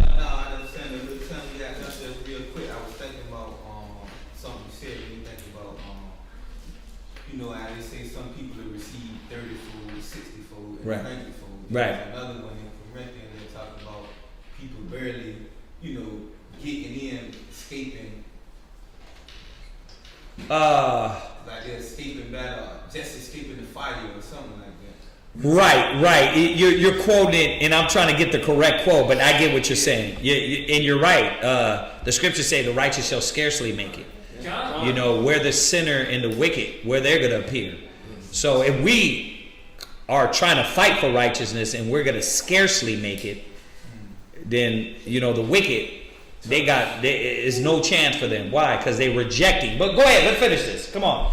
All of a sudden, we've got questions now. Go ahead. Who have despised his law and hated those who fear God. Right, and they hate us because we fear the Most High and we want to do what's right. That's fine, though. Go ahead. Such spirits shall not enter into habitation. Then habitation, that immortal bliss. Oh, the white light, come my child. No, you go into the dark side. Just like the rich man, he said his eyes open in hell. Right. His eyes lifted in hell. Right. Same thing. That's Lazarus. That's Luke 16. Check it, Ari. Get it for him.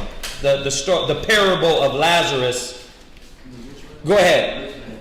The rich man and Lazarus. Yeah. But shall immediately, verse 80. Such spirits shall not enter into habitation. Hold on. What was it, Doc? It's Luke chapter 16, verse 19. It's just the whole... 16, 19 on down? 16, 19 on down. Right. 31. Yeah.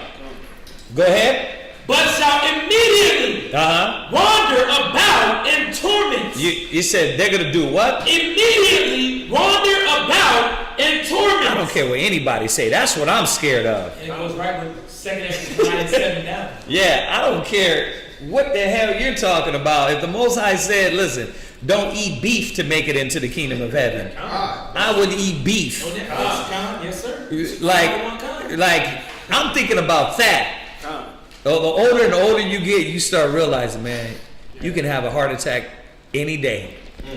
Yeah, there's a kid that a YouTube personality that he's 33, he found out he got brain cancer. I'm like, 33 years old, you got terminal brain cancer. You better be asking yourself, did I do what's right? Did I serve the Lord? Right? Go ahead.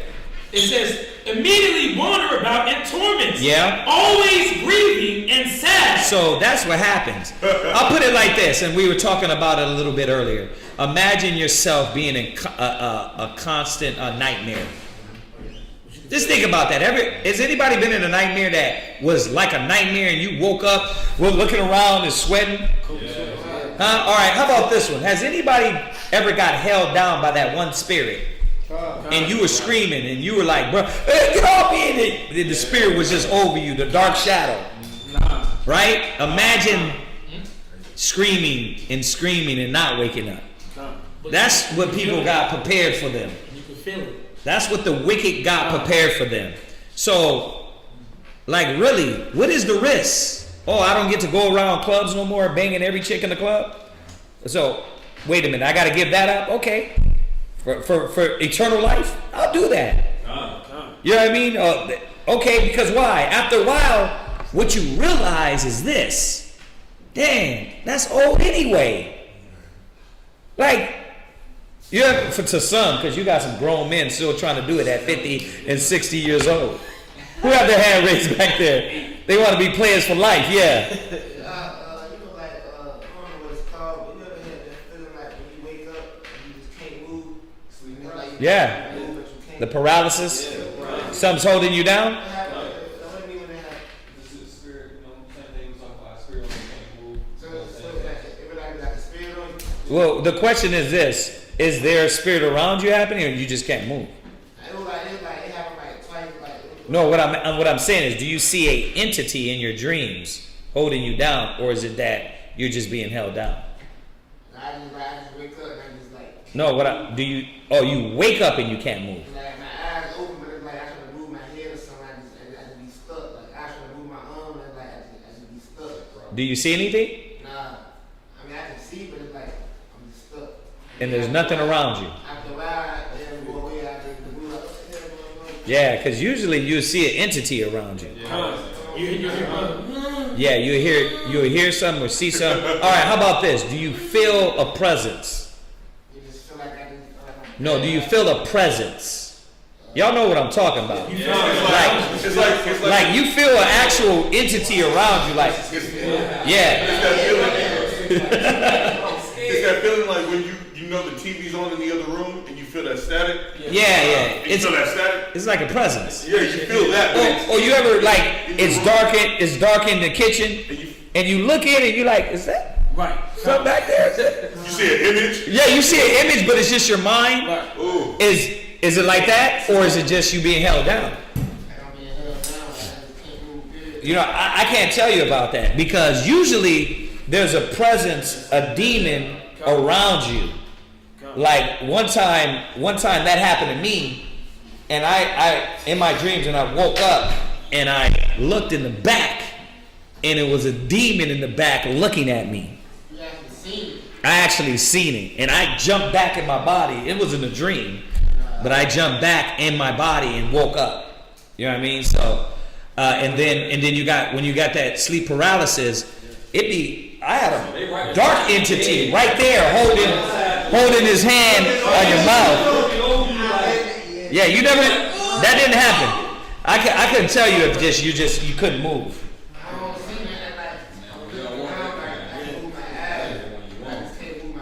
Remember this.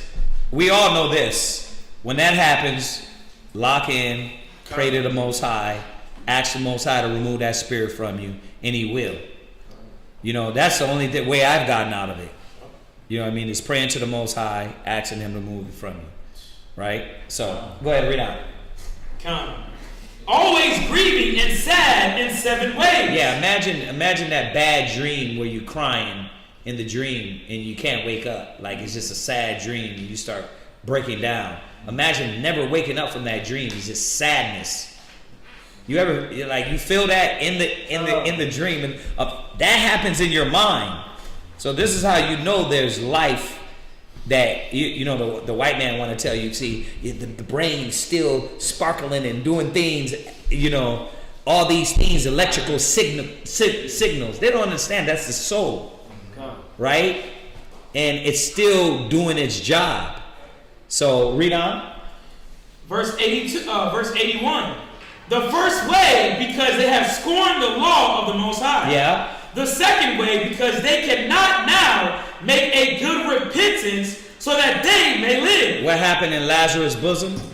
I need to go back to the rich man was like, I need to go back and warn my brothers. Or send Lazarus back. Or he said, send Lazarus back. He said, they have the prophets.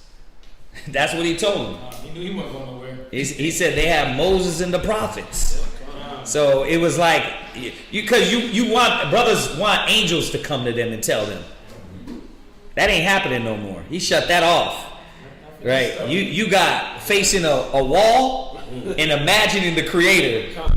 Back then, they had actual prophets that were speaking with angels, and they would know for sure, right? Now, the Most High, that connection has gotten further and further and further to where all you can do is pray to the Most High and have faith. The substance of things hoped for, the evidence of things not seen. That's it. Go ahead. Verse 83. The third way, they shall see the reward laid up for those who have trusted the covenants of the Most High. Just like in Luke 16, this plane is within the same plane. It's not in the ground. This is in the spiritual realm. So this is you can't see this. It's not in our plane. It's not in the middle of the earth. Demons are not down there. There's only dirt and fire down there. And it's the core of the earth. This is in the spiritual realm. So imagine in this realm, you can see the righteous on the other side. And on your side, you're in pain and suffering, and you're crying, and you're in torment. That is torment itself. You see everybody over there partying, happening, smiling, and then you over here in pain? Bruh, that's hurt in itself. Levels of torment within this. Lazarus was sitting there. He saw Lazarus, or the rich man saw Lazarus in Abraham's bosom. Right. Relaxing, kicking it, chilling. He was like, "Nah, man, I need you to touch my tongue, man. Help me, Lord. Help me."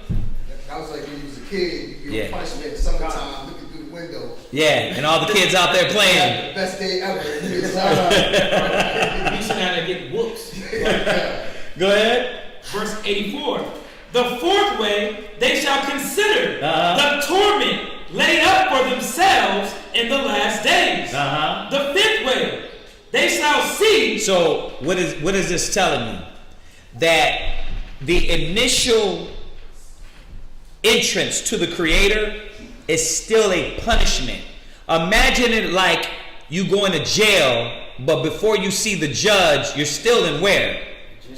You're still in the holding cell. It's not good. Have you ever been in lockup? Yeah, bro, it's cold. Like in Houston, tickets, none detrimental, but you know what I mean? Tickets and warrants and speeding tickets, bro, that cement, if you ain't coming in with the right clothes on, bro, you could be in that jail, bro, cold as hell. You know what I mean? But that's just lockup.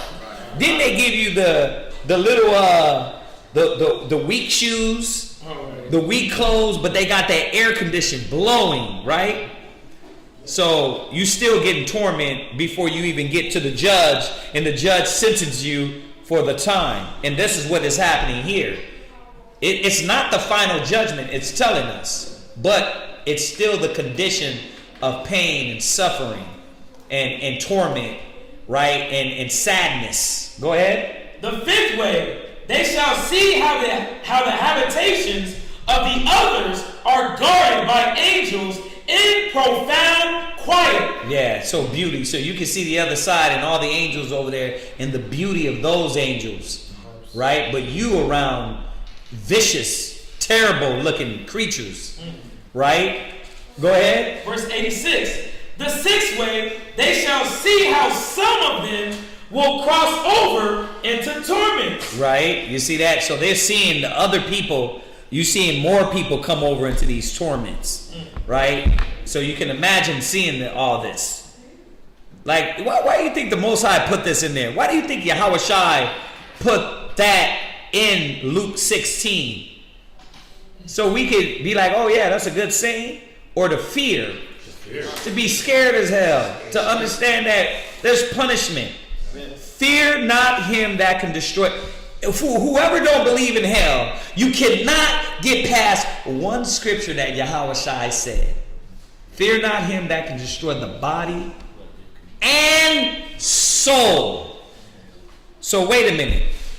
If there was no hell, why would he say destroy the body and soul and leave it in hell? Because there is a punishment. We know there is a condition on earth known as hell. It's right now, crack babies being called African Americans, right? Having to work 3 or 4 jobs, can't even see your kids, right? Having to work, when you get 70, you're still working at Walmart front door, waiting for a little check to come every month. That's hell, right? Dirty air, dirty water. Every woman you sleep with, she done slept with every other man. That's hell. Your kids are out of order, right? That's hell, right?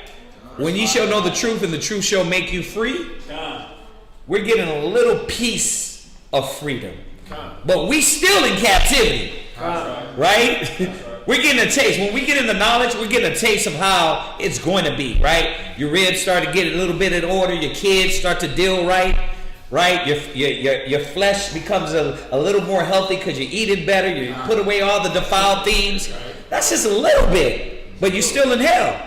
You still got to walk down the street and have to, the Most High is with you, but you're saying to yourself, I still might have messed up. Right? And you still got to look over your shoulder. So let's not get it twisted. The pains of this captivity is a hellish condition, but then after death, there is a torment. There is a condition that you can't run from, and the Most High controls that. Right? Read on. Verse 87. The seventh way, which is worse than all the ways that have been mentioned. Right. Because they shall utterly waste away in confusion and be consumed with shame. You check that out. Whew, that's scary. Go ahead. And shall wither with fear at seeing the glory of the Most High. Right. Go ahead. In whose presence they sinned while they were alive. You see that? So that means what? You got the opportunity now. All the chances. Liberty's open. You have it now. There ain't gonna be, when that door's shut, the grace door is closed, it ain't gonna be no crying, no begging, no wait a minute, give me a chance. That's it for us. So we gotta remember that. That concludes that question. Let's answer this, a quick one for the sister. Deuteronomy 12 verse 15. Deuteronomy 12 verse 15. And then and this is one, sister, this is one that came out in Sabbath morning class. So if you tune into class, we go over a lot of this. All right? Deuteronomy 12 verse 15. Let's read that. Deuteronomy 12 and verse 15. Right, and somebody give me Deuteronomy 15 and 22 to answer that. Notwithstanding, thou mayest kill and eat flesh in all thy gates. Whatsoever thy soul lusteth after. According to the blessing of the Most High, thy power. Right. Which he hath given thee. Stop. Which he hath given you. Right? What's the colon gonna tell us? What is the colon gonna tell us?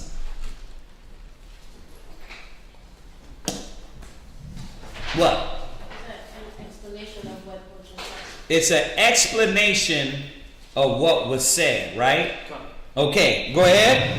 The unclean and the clean may eat thereof. Right. As the roebuck. Listen listen to what it said, because it's going to answer it here. But I'm going to go to the 15 and 22, and it's going to make it clear because it repeats it. But it tells you right here, because when you read this and you read it simultaneously all through, you're thinking it's saying, oh, we can eat unclean and unclean foods. But it's not saying that. It's jumping and telling us the explanation of what was said. The what? The unclean and the clean may eat thereof. The unclean and the clean may eat thereof. What is that saying? The unclean person and the clean person may eat thereof. It's not talking about the meats. Oh, we can go and eat any defiled thing. It's talking about the clean person and the unclean. They can go and partake of this certain food offering. All right, 15 to 22, and this is gonna make it clear for you. Go ahead. Deuteronomy chapter 15, verse 22. Thou shalt eat it within thy gates. The unclean and the clean person shall eat it alike. As the roebuck and as the hart. Right, so that's what it's saying. The unclean and the clean person. All right. So, not trying to be a smart butt, but at the same time, we gotta read slow in a lot of these things, and then we got to our reading comprehension got to be there a little bit, and that's all of us, because a lot of us read things and we read it so fast we won't understand. All right, so hopefully that helps you out, whoever asked that. All right, what else? There was one just regarding Joseph. What about it? Can you elaborate on Mary being espoused to Joseph?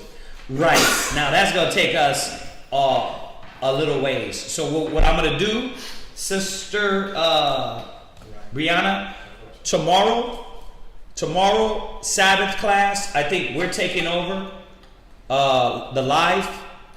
Okay, we're taking over the live tomorrow, so I'll go over that again after we go over the reading, because we always touch on questions on that.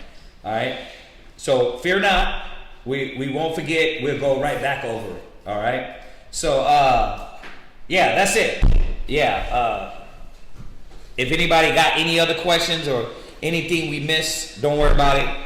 Remind us tomorrow, and we'll go over it again after the Sabbath reading. We answer questions, all right? Remember, it is the Shabbat. Keep the Sabbath day holy. Let's keep our minds right.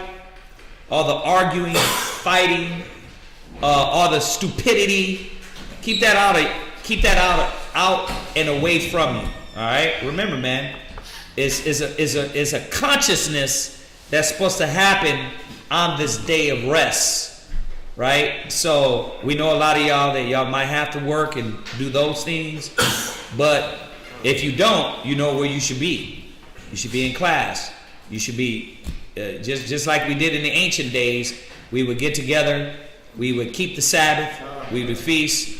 We would be in the temple. We would do those things. All right?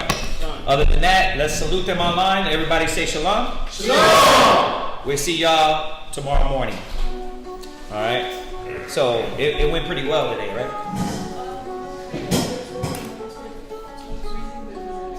It wasn't notable. Okay. All right. Yeah. 6 children for through.